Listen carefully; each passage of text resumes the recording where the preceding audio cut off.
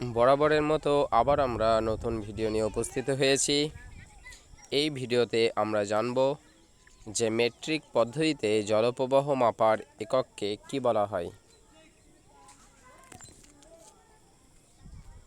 Metric পদ্ধতিতে জলপ্রবাহ মাপার একককে কিউমেক বলা হয়।